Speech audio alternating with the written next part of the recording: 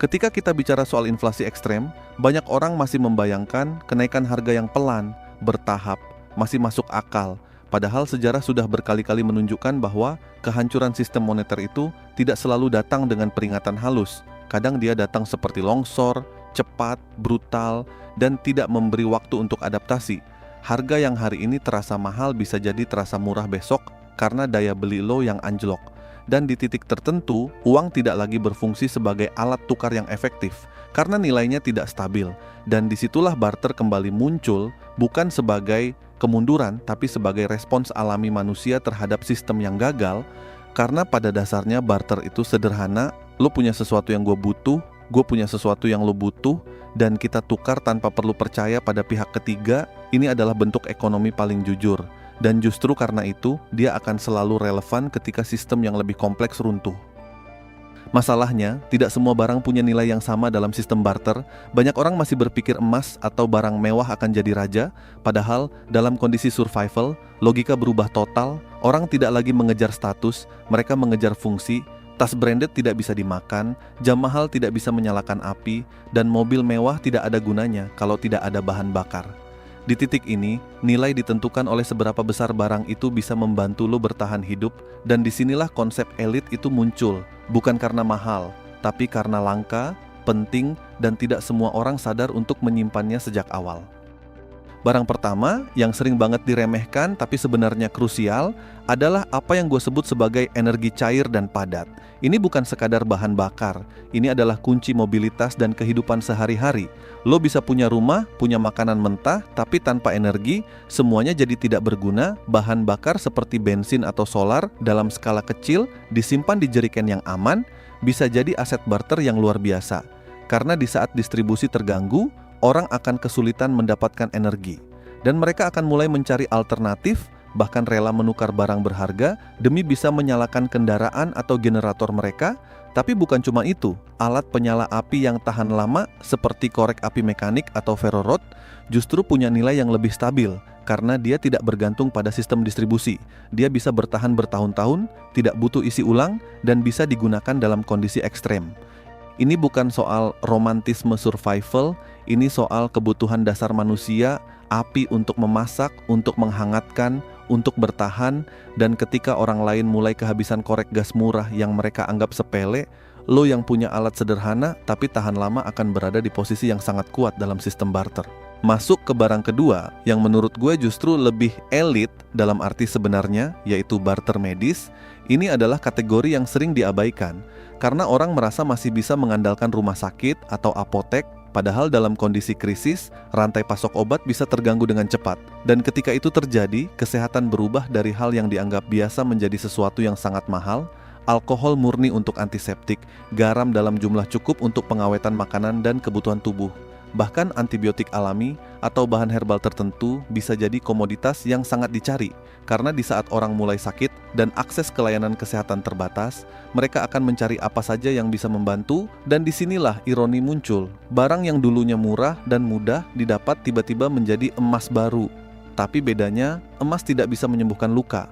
Sementara alkohol bisa, garam bisa mencegah pembusukan, dan itu langsung berdampak pada kelangsungan hidup. Kenapa ini disebut elit? Karena tidak semua orang punya kesadaran untuk menyimpan ini dalam jumlah cukup. Banyak yang fokus ke makanan, tapi lupa bahwa tanpa kesehatan, makanan pun tidak ada artinya. Dan ketika mayoritas orang tidak punya, minoritas yang punya akan mengendalikan nilai. Barang ketiga mungkin terdengar tidak biasa, karena ini bukan sekadar benda, tapi alat yang menghasilkan sesuatu yang bisa menciptakan nilai berulang.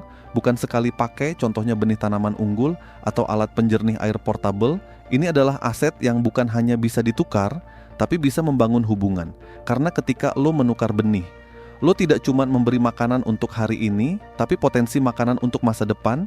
Dan itu menciptakan sesuatu yang lebih besar dari sekadar transaksi, yaitu aliansi. Dalam kondisi krisis, manusia akan secara alami membentuk kelompok kecil untuk bertahan, dan mereka yang bisa berkontribusi akan lebih dihargai.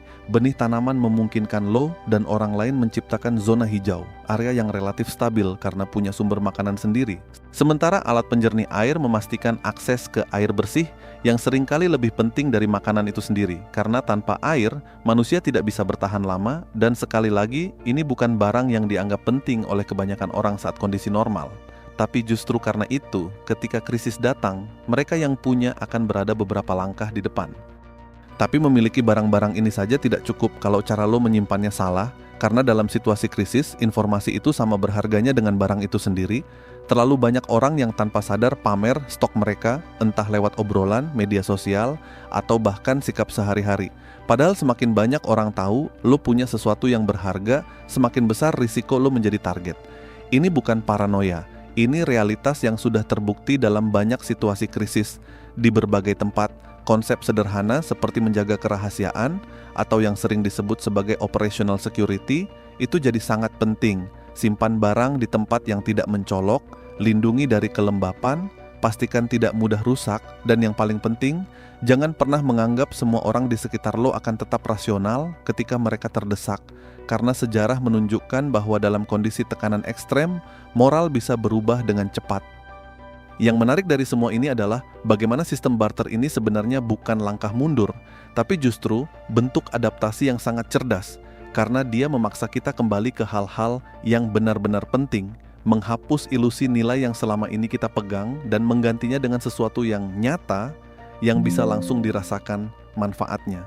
Dan mungkin disinilah kita perlu jujur, selama ini banyak dari kita terlalu nyaman dengan sistem yang ada, terlalu percaya bahwa semuanya akan selalu berjalan normal. Padahal dunia tidak pernah menjanjikan stabilitas, dia hanya menawarkan kemungkinan, dan bagaimana kita merespons kemungkinan itu yang menentukan apakah kita akan bertahan atau tidak. Jadi ketika lo mendengar tentang sistem barter elit, jangan bayangkan ini sebagai teori konspirasi atau skenario film, lihat ini sebagai latihan berpikir, sebagai cara untuk menguji seberapa siap kita menghadapi perubahan.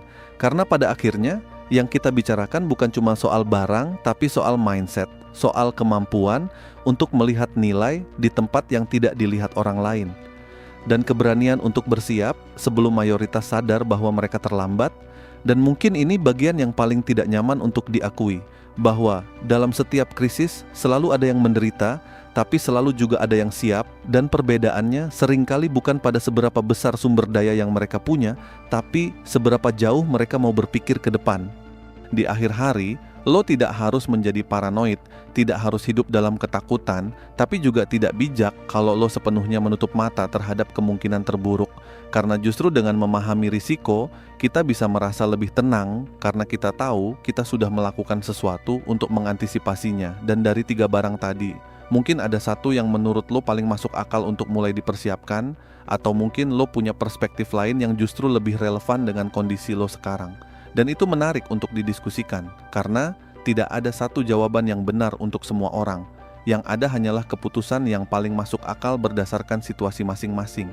Jadi sekarang pertanyaannya sederhana tapi penting, dari 3 barang tadi, mana yang menurut lo paling sulit didapat ketika krisis benar-benar terjadi nanti? Dan kenapa? Gue penasaran dengan cara pikir lo, tulis di kolom komentar, karena diskusi seperti ini justru bisa membuka perspektif baru buat kita semua. Dan kalau lo merasa konten seperti ini memberi sudut pandang yang berbeda, yang mungkin tidak selalu nyaman tapi perlu, lo bisa bantu dengan like, share ke orang-orang terdekat lo, dan subscribe supaya kita bisa terus ngobrol soal hal-hal yang sering dianggap sepele tapi sebenarnya krusial.